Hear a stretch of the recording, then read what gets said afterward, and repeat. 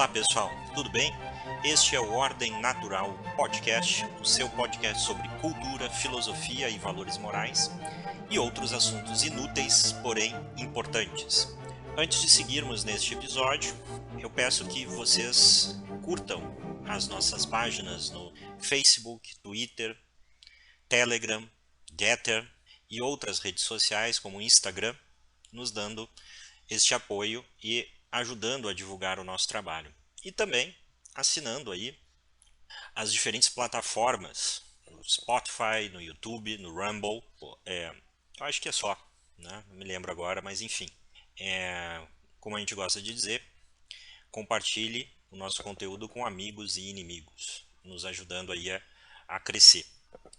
Então, hoje eu estou sozinho aqui, porque este é um quadro novo, né? Um quadro que vai ser sempre ou eu, né, ou o Madaloso fazendo sozinho, que é Resenha Ordem Natural, aonde a gente vai fazer uma apresentação de algum livro que seja interessante e que atraia a atenção de vocês e que assim leve vocês a também ler esse livro. Ou seja, a gente não vai fazer como nos nossos outros quadros, onde a gente resume o livro e faz uma reflexão com ele ou a partir dele, né? Uma análise, enfim, estabelecendo uma discussão. Mas sim, a gente vai apresentar o livro aqui, vai tentar, né, convencer vocês do quão interessante é esse livro. E nesse sentido, eu decidi começar com um pequeno livro chamado Como Viver com 24 Horas por Dia, do escritor e jornalista Arnold Bennett, que escreveu esse livro aí no início do século XX, mas que, como a gente vai ver, permanece um livro bastante atual e bastante interessante. Por quê? Porque ele vai lidar com uma questão que, de alguma forma, todos nós sentimos em algum momento na vida, ou, né, estamos passando por isso, que é aquela sensação de vazio, né, quando a nossa vida se resume a sobreviver, ou seja, a cumprir obrigações que o mundo nos coloca para continuar existindo, né, dentro dele. Ou seja, levando a vida um dia como o outro, né, sem grande propósito, sem grande expectativa de crescimento. E aí, o que acontece? A gente acaba compensando esse vazio com distrações, né? Como as redes sociais, séries aí no Netflix ou em outros tipos de serviços como esse, né? Ou seja, entretenimento de massa e consumismo. Ou ainda pior, né? Algumas pessoas buscam preencher esse vazio com os vícios, né? Drogas, enfim. E quando se é jovem também, eu tenho 41 anos, né? Mas eu me lembro um pouco da cabeça quando eu tinha lá os meus 16, né? Enfim, até os 20 e poucos anos, a gente não percebe esse erro, né? Pois a gente pensa que o futuro ainda está distante, que o importante agora é aproveitar sem compromisso, né? O que a vida nos coloca pela frente. A gente até diz, é uma fase, né, de experiências, de descoberta. Enfim, né, isso pode dar margem aí a algumas piadas, mas enfim. Ou seja, é uma espécie de existência passiva, né? Ou como diz aquela música do Zeca Pagodinho, né? Deixa a vida me levar, a vida leva eu, né? E aí, sem a gente perceber, o tempo vai passando, né? E a gente começa a enxergar que a gente, né, acabou vivendo uma vida sem propósito, sem um desenvolvimento pessoal de virtudes verdadeiramente humanas. A gente chega à conclusão, então, de que a gente cada vez mais vai deixando de viver para sobreviver, assim como os demais animais. Eu não estou dizendo aqui, né, sobreviver naquele sentido econômico, material da palavra, né? Porque o conselho que o Bennett dá, ele é acessível a pessoas pobres, né? Como pessoas ricas, e de certa forma as pessoas aí de todas as classes sociais estão, né, vulneráveis a isso, né, a esse vazio. A não ser aquelas situações onde realmente você está num estado de penúria, né, material, que você está ali lutando, né, pela sua sobrevivência física. Mas de resto, né, para a maioria das pessoas, quando se atinge, né, um nível geral de satisfação material, a gente corre o risco, né, de levar uma vida sem um propósito.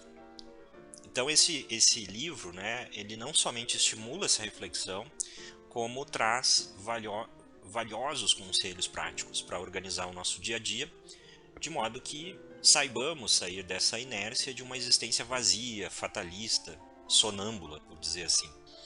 O livro nos ensina isso em uma linguagem bem simples, né? Bem coloquial, toques de humor e menos de 100 páginas. Ou seja, mesmo que você que está me ouvindo não goste ou não tenha o costume de ler, esse livro não vai intimidar você, não vai te desencorajar, porque ele exige um esforço pequeno, né? Como eu disse, não é um livro complicado de ler, é curto, então em 2 horas você consegue ler ele todo.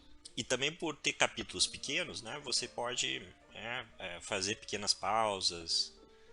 Porém, após a leitura, vai ser difícil você não se sentir minimamente estimulado a buscar viver verdadeiramente com 24 horas por dia.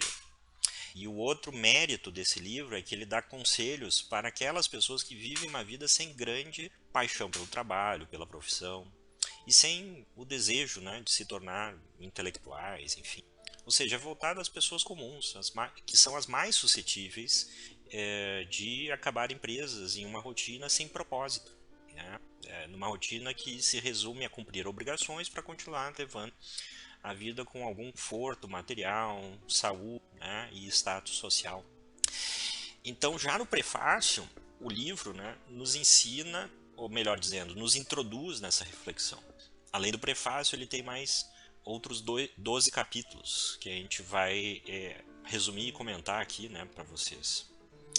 Então, o prefácio declara que esta obra ela é destinada àquelas pessoas que não possuem grande vocação no trabalho, vivendo a sua rotina sem grandes ambições e sem algo que realmente as cative. Então, às vezes, quando você pergunta para as pessoas, né, como é que tá, como é que estão as coisas, as pessoas, tá indo, tá bem, né? A gente vê que isso é realmente, infelizmente, o estado subjetivo da maioria das pessoas. E, como eu disse, isso a gente verifica tanto em pessoas com muito dinheiro como pessoas com pouco dinheiro. E o que o autor nos diz é que uma vida equilibrada, né, consiste em achar forças e tempo para algo mais do que o trabalho diário, cuja finalidade, né, desse trabalho diário é pagar as contas, ou seja, você precisa encontrar algo mais do que isso, né, do que, digamos, aumentar, né, a sua condição financeira, material. Não que isso não seja importante, mas isso não vai te trazer uma vida equilibrada. O livro vai trazer lições, então, para você encontrar esse equilíbrio. E é justamente o tempo, né, o principal fator para encontrar esse equilíbrio, que é o que ele vai nos dizer aqui no capítulo 1, cujo título é O Milagre Diário. Então ele vai dizer que todos os dias, todos nós recebemos uma quantia igual de tempo, 24 horas. Seja quem você for dentro da sociedade, você recebe todos os dias 24 horas para viver. E aí, já naquela época, né, já existia, ele vai falar, né, então eu fico pensando assim, né, naquela época ele menciona isso, hoje, então, isso é mais verdadeiro, né, a quantidade de artigos, né, no nosso caso, hoje em dia, de vídeos, né, cursos online com inúmeros especialistas em como administrar bem suas finanças, né, e tudo mais, mas muito poucos sobre como administrar bem o tempo. Mais estranho torna-se essa situação, né, ao percebermos que o tempo é necessário para tudo, ou como escreve Bennett, com o tempo tudo é possível, sem ele nada o é. Todos nós precisamos alcançar todas as coisas com a mesma quantidade de tempo por dia, 24 horas. Não há como resgatar o tempo perdido, nem pedir emprestado o tempo futuro. Portanto, é muito importante, né, saber usá-lo.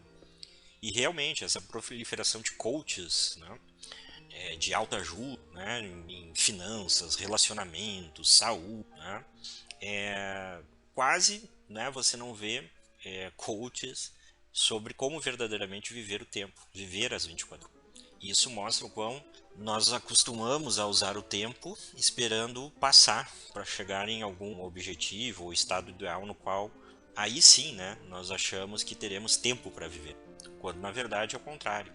E o autor vai mostrando ao longo do livro que é sabendo viver as 24 horas que chegamos em algum lugar, ou seja, numa vida equilibrada e com propósito.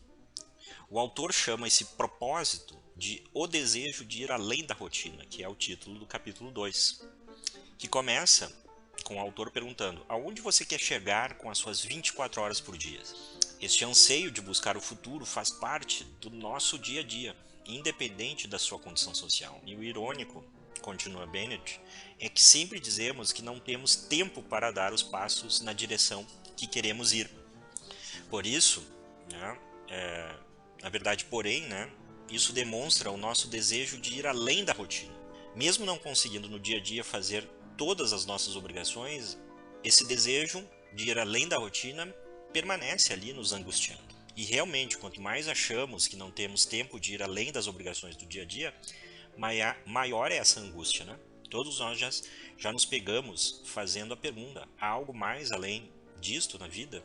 E é no próximo capítulo, chamado Preocupações para antes de começar, e no seguinte, A causa dos problemas, que o autor irá argumentar que nunca iremos ter mais tempo do que 24 horas para fazer alguma coisa para escapar dessa angústia.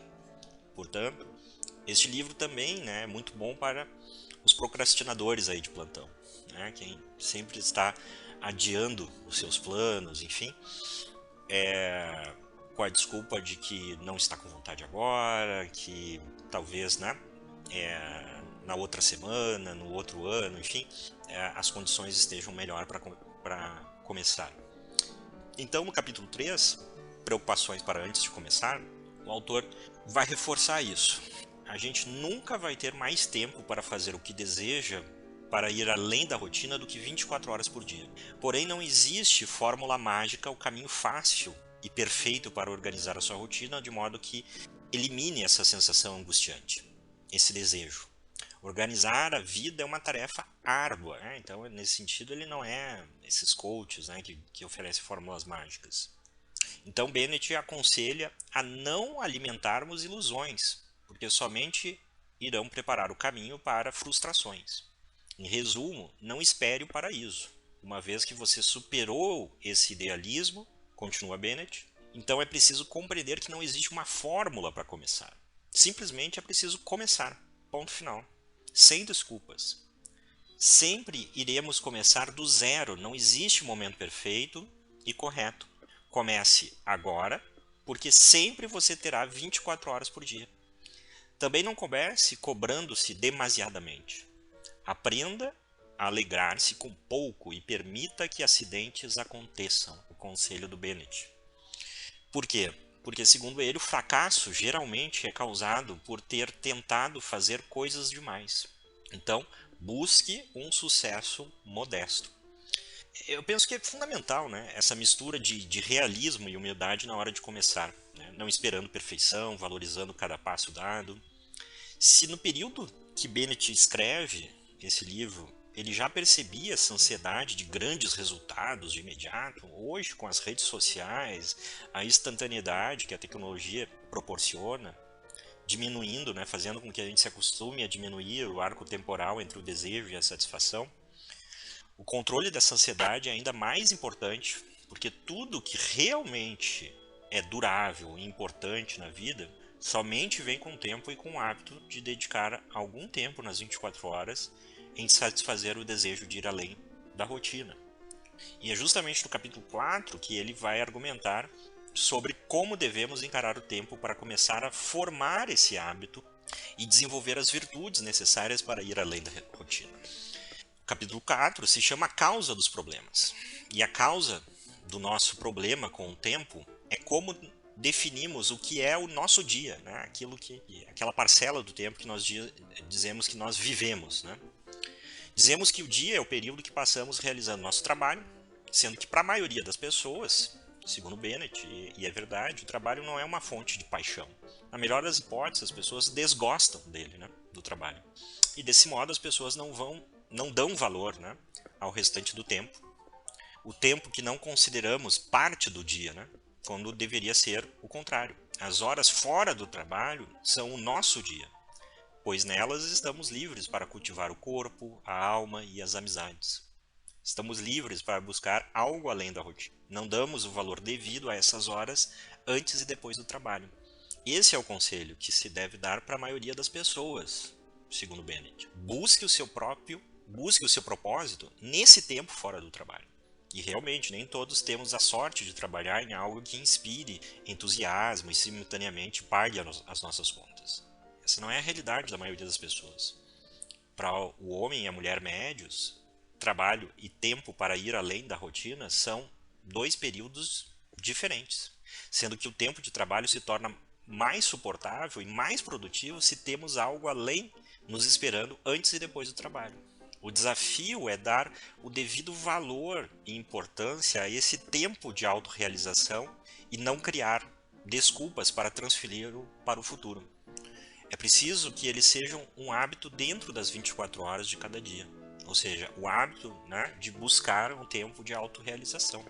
Então, a partir do próximo capítulo, capítulo 5º, o autor vai nos dar conselhos práticos para começar a organizar o dia a dia de modo que haja um tempo para praticar as habilidades e virtudes que atendam o nosso desejo de ir além da rotina. O capítulo tem um título esquisito, né? Chamado O Tênis e a Alma Imortal. Tênis aqui no sentido do esporte. Eu não vou resgatar aqui a analogia, né, que ele faz com tênis, apenas resumir a ideia desse capítulo, a mensagem desse capítulo. Né? Ele começa escrevendo sobre a leitura de jornais no trajeto da casa para o trabalho, como desperdício de tempo. A gente pode atualizar o raciocínio dele sobre o desperdício que nós dedicamos às redes sociais, ou séries e filmes que a gente vai vendo, né, para passar o tempo, ou seja, desperdiçar o tempo. Nesse sentido, ele aconselha que você desperdice tempo nessas coisas, jornal, enfim, redes sociais, né, para falar uma coisa mais contemporânea, durante o seu horário de almoço no trabalho. A gente normalmente tem ali 1 hora e meia, alguns até 2 horas de almoço, né? E assim, almoçar é uma atividade ali que você demora no máximo 20 minutos, né? Então, utilize o restante desse tempo aí para essas distrações. Outro aspecto que o autor escreve nesse sentido é a frequente queixa que as pessoas dizem, né? Ao chegar do trabalho, estou muito cansado para fazer algo além de comer e se envolver em algum tipo de distração até a hora de dormir. Ou alguns dizem, tem tarefas domésticas e tudo mais. Agora, ele nos provoca, né? Ele diz o seguinte: veja bem, quando nós temos algo estimulante à noite para fazer depois do trabalho, então parece que não existe o cansaço, né? A gente organiza lá o nosso trabalho, etc., né? Se compromete efetivamente para, né, aproveitar esse algo estimulante à noite. O autor, então, aconselha que comecemos por dedicar 90 minutos por 3 noites da nossa semana. Ou seja, por exemplo, segunda, quarta e sexta. Ou se você não gostar de sexta-feira, porque na sexta-feira vai para o happy hour depois do trabalho, pode ser quinta-feira, não tem problema. Né? Mas 3 noites e 90 minutos antes de jantarmos, né? Porque quando a gente come, a gente fica realmente mais preguiçoso, né? Assim, ainda vai nos sobrar tempo para as distrações, os afazeres domésticos antes de dormir. E perseverando, então, neste esforço, nós iremos perceber que vamos desejar mais dias das semanas dedicado ao esforço de viver mais e ir além da rotina. Isso é muito verdadeiro. Quando a gente persiste em ter um tempo para nos dedicar a algo que contribua para o nosso desenvolvimento intelectual, que no início, né, o efeito, né, de prazer nisso não é imediato, isso provoca a decisão de reduzir o tempo desperdiçado em atividades frívolas. Né? É mais ou menos quando a gente começa a se exercitar. Eu não sou uma pessoa que faz exercício físico regularmente, mas todo mundo que faz diz isso, né? Que no início, né, é muito trabalho para pouco resultado, mas depois vira algo que envolve, né, a sua vida. Agora, o conselho que ele dá é muito importante, é preciso começar com metas pequenas, caso contrário é mais fácil de desistir e ficar cansado antes mesmo de começar. E é isso que no próximo capítulo o autor dá 3 conselhos para diminuir esse risco de autossabotagem, que é querer começar com grandes metas. capítulo 6º, então, intitulado Relembrando a Natureza Humana, diz que é preciso ter em mente que não somos perfeitos, que sim, somos tentados pela preguiça e pela procrastinação, assim como propositalmente exagerar para então desistir, dizer, né, isso não é para mim, enfim, eu não nasci para isso, ou coisa parecida. Então, o Bennett dá 3 conselhos. O primeiro é, tenha um dia da semana dedicado ao ócio. É muito importante, você tem esse dia, né, dedicado ao ócio, né, uma espécie de liberdade. 2, né, o segundo conselho, comece a dedicar-se seriamente ao desenvolvimento de sua alma e mente com o esforço consistente de apenas 20 minutos 3 vezes por semana após o trabalho, durante 3 meses. 3 meses é o tempo necessário para formar um hábito, e realmente isso foi confirmado, aí, inclusive por estudos da neurociência. Comece com pouco, porque formar um hábito exige sacrifícios. Não tem, né? Você não vai começar assim, encaixando isso sem algum custo na sua vida diária. E é preciso grande força de vontade. Então, humildade, né? E o terceiro conselho é, sabendo que pode ocorrer acidentes e certa tendência para desistir, reserve 2 horas e meia da sua agenda à noite para encaixar aqueles 90 minutos de atividade séria. Então, né, você diz, bom, essas 2 horas e meia eu tenho aqui para iniciar meus 90. Então, dos dias assim que você, né, chega em casa, né, querendo não fazer, né, você sabe que tem ali 2 horas e meia para fazer. E realmente, muitos estudos no campo da neurociência mostram exatamente isso. A formação de um hábito depende de esforço regular e começar com metas pequenas, vistas como fáceis, né? Porque daí não intimida. Isso é verdade para tudo, desde a atividade intelectual, passando por exercícios físicos, até atividades banais para melhorar a qualidade da sua vida, reeducação alimentar ou coisa parecida, né? Muitos deixam de começar com a desculpa de que nunca serão perfeitos naquilo que se propõe a fazer. O autor, então, vai reforçar neste capítulo e nos seguintes a ideia de ser paciente e humilde. Melhor começar com pouco e aprender a extrair felicidade de pequenos passos. E para isso é preciso desenvolver uma habilidade que é condição para conquistar um hábito, que é controlar a sua mente. Esse é o tema do capítulo 7, intitulado Controlando a Mente. Já de início, Bennett afirma que nada acontece conosco que não passe pelo nosso cérebro. Portanto, é importante adquirir controle sobre nossa mente, ou seja, treinar nosso poder de concentração. Sem capacidade de concentração, a vida plena e feliz é impossível, né? Se a sua cabeça está toda hora pulando, né, de um impulso para outro, esquece, você não vai conseguir ser bom e, portanto, ser feliz em nada. No trabalho, nos relacionamentos pessoais, né? Então, como é que se treina isso? Bennett vai dizer que é justamente no trajeto de casa para o trabalho, de manhã, portanto, né, para a maioria das pessoas, desde que demore no mínimo 30 minutos, devemos dedicar-nos ao esforço de pensar sobre algo. Veremos que a nossa mente vai nos afastar, né, devagar, né, a gente vai se distrair sobre outras coisas. Portanto, é importante sempre insistir e voltar ao foco da nossa reflexão. Para este treino, Bennett aconselha que na noite anterior leia-se um capítulo das Meditações de Marco Aurélio ou Epiteto, pois são obras com capítulos curtos e fontes de sabedoria prática, né, voltadas à vida. E reflita com atenção no dia seguinte, a caminho do trabalho, ou por 30 minutos pela manhã. Se você, né, achar que exista outras obras, né, que se prestem mais a isso, eu penso, né, o Bennett não fala isso, escolha essas obras desde que sejam obras com capítulos pequenos, né? Segundo o autor, persistir nessa prática trará o benefício de saber controlar a mente e não ser levado por preocupações que brotam da nossa imaginação descontrolada. Enfim, esse exercício é diferente daquilo que as pessoas chamam hoje de meditação, que né, meditação seria esvaziar a cabeça e tudo mais, né?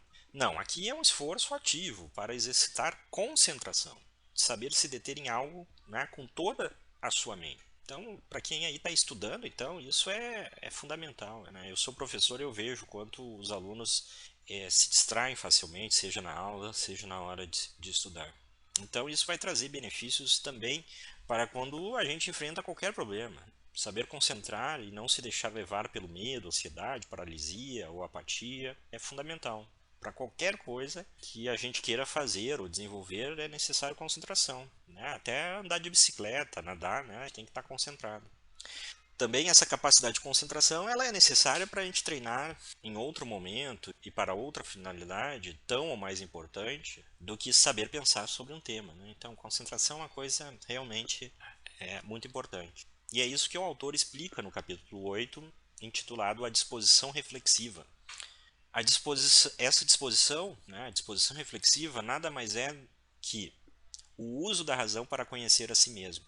Isso significa refletir seriamente, racionalmente, sobre os nossos princípios e o quanto a nossa conduta é coerente com eles.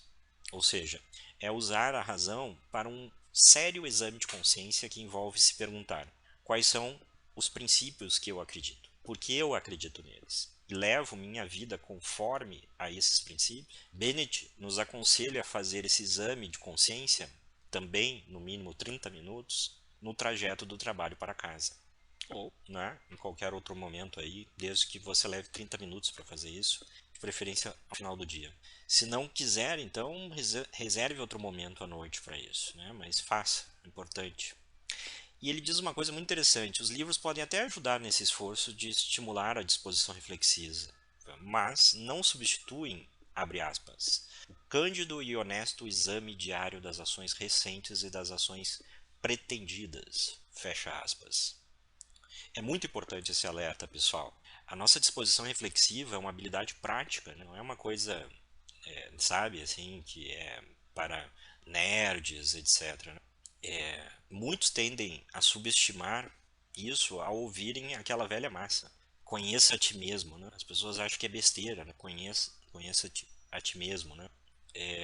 Mas com isso a gente aprende a ser menos reativo, animalesco, indisciplinados e mais reflexivos, com um profundo sentido de responsabilidade pessoal e de busca por uma existência moralmente coerente. Claro que, né, a gente não chega a uma perfeição, mas é muito importante esse esforço. E definindo esses exercícios diários de 30 minutos, desenvolver a concentração e a disposição reflexiva, Bennett sugere 3 áreas para dedicarmos aqueles 90 minutos de estudos sérios. Então, são essas duas práticas de 30 minutos e 90 minutos, 3 vezes por semana, de estudos sérios. E você vai escolher essas 3 áreas de acordo com a sua natural inclinação, preferência, enfim. Escolha aquilo que você sabe que lhe traz mais prazer e familiaridade, porque a tarefa de formar esse hábito é árdua e monótona muitas vezes. Então, no capítulo 9, ele vai começar pelo interesse em artes. Ele aconselha sobre o valor de educar os nossos gostos e capacidades de apreciar alguma forma artística, música, arquitetura. Ele coloca em capítulo separado a literatura, e a gente já vai ver o porquê disso, tá? Mas, digamos assim, são artes que qualquer forma de arte menos a literatura. Então devemos primeiro, segundo o autor, usar aqueles 90 minutos para ler e estudar algum tipo de obra introdutória. Ele dá o exemplo de uma obra chamada How to Listen to Music, né? Como ouvir música, Henry Edward Cribbiel. Infelizmente não tem traduzido para o português, né, essa indicação, mas quem sabe ler inglês consegue de graça na Amazon a versão para Kindle. A partir, né, da leitura de obra introdutória, nos especializamos, né, nós escolhemos nos especializar em algum estilo, por exemplo, a música sinfônica, concertos de piano, ou em algum artista. É óbvio que para o autor isso não vale para qualquer tipo de música, né? Você não vai fazer isso para música, enfim, popular, mas sim para formas de expressão musicais ou qualquer outras formas de expressões artísticas elevadas, né? O objetivo é conhecer e apreciar com inteligência uma forma de arte e não apenas nos expor a elas como que hipnotizados ou como um bebê, né, ao ver um objeto brilhante. Realmente se trata da educação do gosto artístico.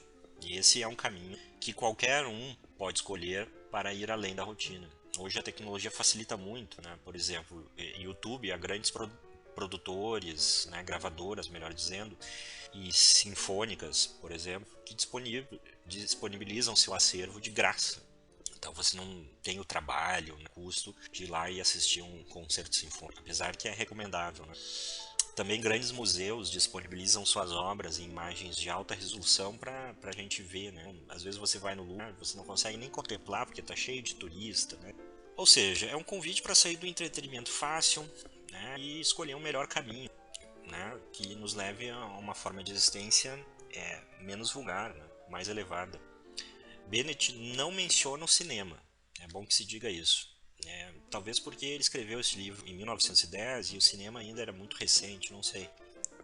Mas eu acho que o cinema, né, pode ser uma forma de arte na qual a gente pode aplicar esse conselho, que ele, por exemplo, fala da música, e assim deixar de consumir porcaria, né, lixo, que a gente vê montes aí no cinema.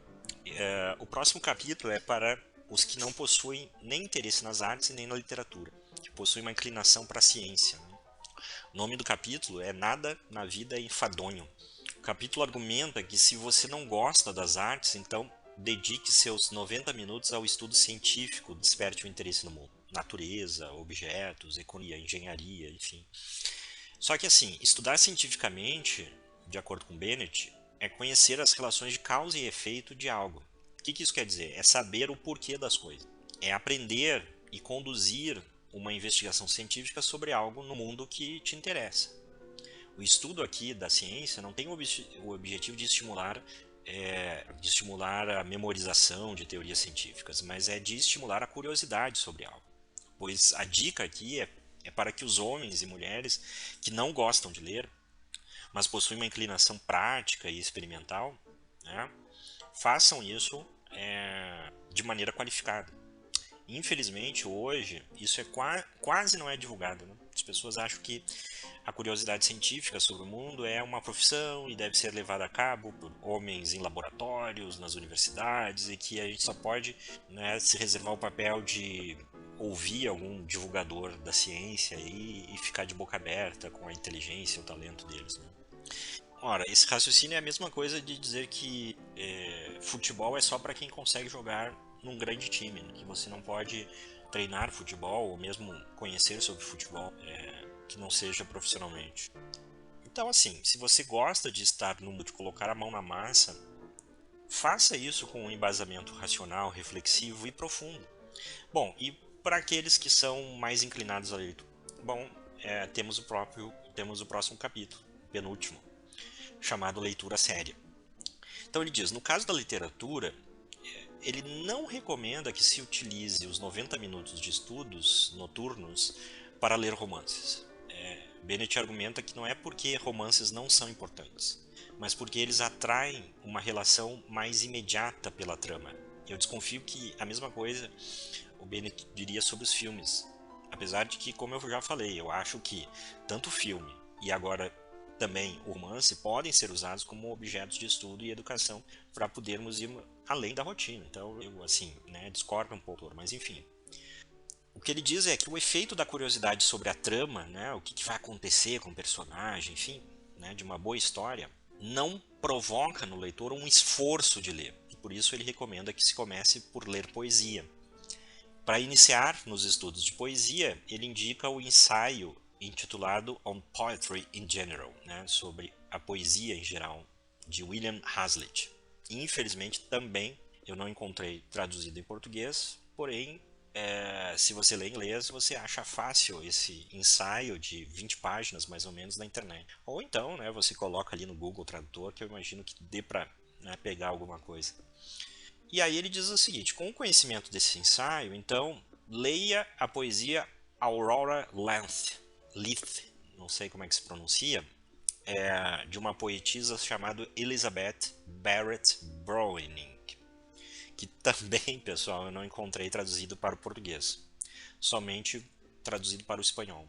Enfim, se ao final dessa experiência você estiver certo de que não gosta de poesia, diz Bennett, ele então aconselha que você passe para a leitura séria de história ou filosofia. Sendo esse o caso, né, história e filosofia, ele dá dois conselhos. O primeiro é escolher um tópico ou um autor específico, ou seja, busque uma especialização, né? Então, no caso de história, sei lá, Segunda Guerra Mundial. caso de filosofia, por exemplo, você pode escolher um período da filosofia, mas talvez seja uma ambição muito... Ou um autor, né? Aristóteles, enfim. E depois, ele pede que leia, pense sobre o que está lendo, né?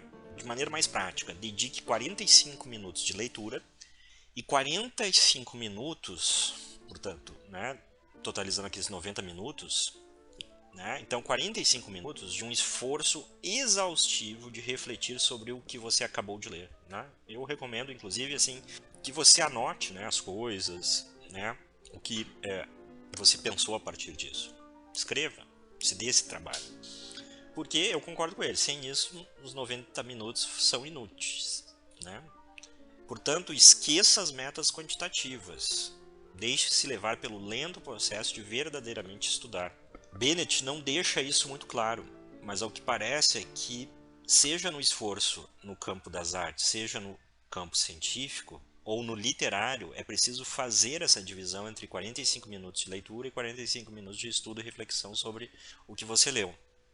Agora, as artes e a ciência devem, né, você deve adicionar nos outros 2 dias da semana, por exemplo, no qual você não vai estar estudando, enfim, você vai dedicar esses 2 dias, né, à experiência prática. No caso das artes, por exemplo, ouvir música, indo daquilo que você aprendeu. E no caso da ciência, coletar e analisar dados ali para sua investigação. Uma vez que você escolha um desses 3 caminhos para ir além da rotina, né, a arte, a ciência e a literatura, Bennett finaliza o livro com algumas advertências num capítulo intitulado Os Perigos a Evitar. São 4 esses perigos, que a gente vai encontrar ao buscar sair de um estado vegetativo de existência. O primeiro deles é tornar-se um pedante, né? Uma pessoa chata. Então ele diz o seguinte: nunca pense que todos devem se encantar pelo que você sabe e faz. O antídoto, né, o antídoto ao pedantismo é lembrar-se que você está lidando com o seu tempo e não com o tempo das outras pessoas. E por isso evite falar sobre o que está fazendo para viver as suas 24 horas por dia. O segundo perigo é evitar ser rígido demais com o seu cronograma, de modo que ele se torne um peso para você e para os outros. Por exemplo, né, você é casado, a sua esposa precisa de ajuda porque o seu filho está doente, você acha que seu cronograma não pode ser alterado, né, para isso. Isso seria algo que faria você depois, com o tempo, desistir, né? Ou a outra pessoa pressionar você a acabar com essa besteira. Então, também existe o perigo no sentido contrário. Qualquer evento ou circunstância ser motivo de flexibilizar o seu cronograma. Então, sei lá, hoje eu cheguei em casa e sei lá, né? O jantar saiu mais cedo, né? Ou eu tô com muita fome, então eu não vou estudar, enfim. Né? Então, assim, procura e te esforça, né, para encontrar um equilíbrio entre rigidez e flexibilidade. Né? Então, cada um tem que fazer esse esforço. O terceiro perigo é não ser apressado, ou seja, preocupar-se demais com o que fazer em seguida. Esse perigo surge quando queremos fazer coisas demais. O antídoto para esse perigo é exagerar no tempo gasto em refletir sobre a passagem de uma tarefa para outra. Assim, a gente adquire, argumenta Bennett, consciência do quanto você gasta de tempo pensando no que vai fazer no tempo seguinte. Se você sabe que terá esse tempo, né, de pensar no que fazer depois, você para de pensar nisso durante a tarefa. Né? Você diz, bom, né, lá eu vou reservar, sei lá, 15 minutos para descobrir o que eu tenho que fazer depois, qual livro eu vou ter que ler depois, né, etc. E o quarto é o perigo de fracasso no início dessa jornada, ou seja, desistir diante das frustrações e dos baixos resultados que você terá no início. Então, o autor diz assim: permita-se ser o mais devagar possível, alcançando suas metas ao custo do tédio e do desconforto, aprendendo a resistir à tentação de desistir, né, aprendendo a resistir à tentação de desistir, só porque as coisas não estão saindo como você esperava. Também, ao iniciar, né, é bom que você inicie escolhendo sobre o que vai dedicar esses 90 minutos noturnos, escolher guiado pelo seu gosto, inclinação natural, familiaridade. E esse é o conselho que ele conclui, né, o livro Como Viver as 24 Horas. Então, assim, o grande mérito desse livro, e sua atualidade é mostrar que ir além da rotina, que uma vida mais plena e equilibrada não depende de ambições materiais ou hedonistas, mas do desenvolvimento das suas virtudes, que depende de você buscar estimular a sua razão. Bennett está dando conselhos para as pessoas comuns viverem aquilo que se sabe desde a filosofia clássica. A felicidade, né, os filósofos clássicos, Platão, Aristóteles, enfim, já diziam que a felicidade é uma vida segundo as virtudes propriamente humanas, né, ou seja, realizar a sua natureza, colocando suas necessidades e paixões sob o domínio da razão. Né? Se você não consegue dominar as suas paixões, os seus impulsos, a sua vida vai ser um caos. Então, eu acho assim, às vezes para alguns isso pode parecer um apelo moralista, romântico, né, impraticável. Só que assim, pensa muito bem sobre o real valor daquilo que você quer na vida. Será que você não está depositando as expectativas de felicidade e realização pessoal em coisas, né, que se desmancham, vazias, em miragens? Muitas pessoas argumentam, né, dizem aquela frase carpe diem, né, aproveite o dia, como uma desculpa para se atirar em qualquer experiência sem discernimento, critério, né, que nem um animal desgovernado, né? Uma espécie de vale tudo para ser feliz, e o ser feliz é normalmente o prazer pelo prazer, né? O Bennett está oferecendo para a gente um outro sentido para o carpe diem, para viver as 24 horas, um sentido mais verdadeiro, profundo, gratificante, e por isso que exige mais de nós. É uma mensagem que pode parecer absurda, ou até mesmo assim, sabe, snob, né? Num tempo que a gente vive onde tudo é imediato e espontâneo, onde o prazer sensível, aquele que não passa de, né, uma injeção de dopamina no cérebro, foi elevado à condição de mais alto valor e aonde não existe, né, distinções sobre a dignidade entre os diferentes tipos de prazer. Mas isso, eu penso que é por isso que você deve escolher ler este livro. Eu acho que em vez de você dar ouvido para esses coaches, né, de autoajuda que prometem o caminho mágico, lindo, maravilhoso para o status, riqueza, beleza e tudo mais, ouça o Bennett. Né? Ele não é um palestrante motivacional, ele até às vezes debocha do leitor, né, que fica pensando em desculpas para não ir além da rotina. Enfim, ao final, são menos de 100 páginas que você lê em no máximo 2 horas, né? Enfim, você consegue ler isso em 2 horas. E quando você terminar o livro, ou você continua com a sua rotina ou aceita o desafio proposto, né? Porque a mensagem do livro é clara e direta. Por isso que eu acho que você deve ler esse livro, né? Sendo um livro pequeno também você não vai gastar muito aí do seu dinheiro ao adquirir. Você encontra aí facilmente na internet em diferentes livrarias, tá bom? Pessoal, espero que vocês tenham gostado desse quadro. Fico com Deus e até a próxima.